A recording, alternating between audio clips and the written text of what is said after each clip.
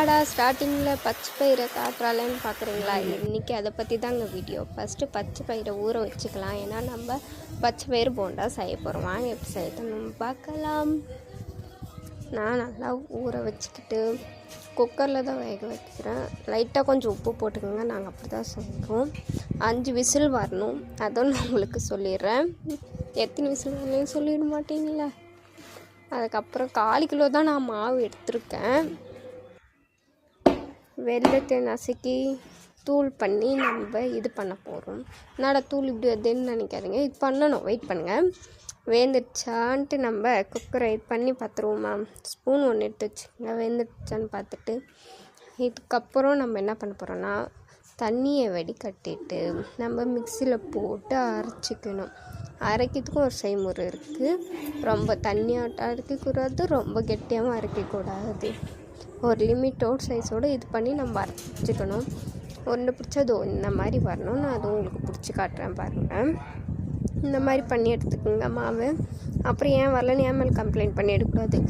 அப்புறம் அடுப்பு நம்ம பற்ற வச்சு நம்ம இது பண்ணிக்கலாம்.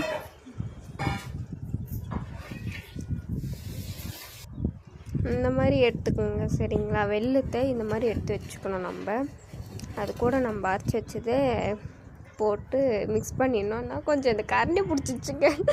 அதுக்கப்புறம் எப்படியோ மாங்க இது பண்ணி கழுவு உருண்டை மாதிரி நான் ஆக்கிட்டேன். அப்போ கூட உங்களுக்கு சாஃப்ட்டு அப்படியே தான் இருக்கும். நல்லா பார்த்துங்க. நான் பூண்டை பிடிச்சி காமிச்சிட்ருக்கேன். அப்புறம் இன்னும் வரலேன்னுட்டு போட்டுட்டு போகிறீங்க என் மேலே பள்ளியை. அதுக்கப்புறம் ஒருத்தர் மூலமாக நான் மாவை கொஞ்சம் கரைச்சிக்கிட்டேன். ஏன்னா என்னால் வீடியோவும் எடுக்க முடியணும் இல்லை, இதுவும் மேனேஜ் பண்ண முடியாததுனால நான் ஒருத்தர் கூப்பிட்டுக்கிட்டேன்.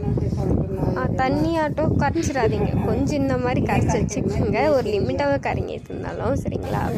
நம்ம கரைச்சாச்சு. நம்ம ஸ்டவ் ஆன் பண்ணி ஒரு 3 சொட்டு நான் விட்ட பார்த்தேன். எண்ணெய் கொடிச்சிச்சு எடுத்து போட்டுருவோமா. நம்ம சுட சுட இந்த கிளைமேட்டுக்கு அதுக்கும் சுட சுட போன சுட நல்லா இருக்கலாம்.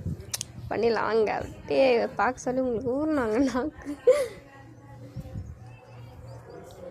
நான் நல்லா அழகாக இது பண்ணி விட்டுட்டேன் பாருங்க. நல்லா மெரூன் கலரில் வரணும். நான் இது பிளாக்காக இருக்கேன், உங்களுக்கு தீச்சிட்டிங்களான்னு கேட்க போகிறீங்க. அப்படி தான் வரும் சரிங்களா. ஒரு அண்ணன் கூட ஃபுல்லாக எனக்கு வந்துச்சு தாராளமாக சாப்பிட்ற மாதிரி. எங்கள் வீட்டில் இருக்கிறவங்க எல்லாம் சாப்பிட்டு நல்லா இருக்குன்னு சொன்னாங்க. அதுவும் நான் உங்களுக்கு வீடியோ போட்டிருக்கேன். நானும் எங்கள் வீட்டில் ஃபஸ்ட் டைம் செய்கிறேன்.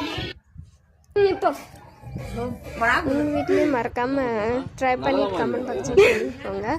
பிடிச்சிருந்தா ஸ்வேதா குட்டி சேனலை சப்ஸ்கிரைப் பண்ணுங்கள், லைக் பண்ணுங்கள், ஷேர் பண்ணுங்கள். ஓகேவா? மறக்காமல் உங்கள் வீட்டில் ட்ரை பண்ணுங்கள் சரிங்களா. எனக்கு ரிசல்ட் நல்லாவே வந்துச்சு. மறக்காமல் பண்ணுங்களா சரிங்களா. நல்லா இருக்கா பார்க்கும். Bye guys. கரெக்டா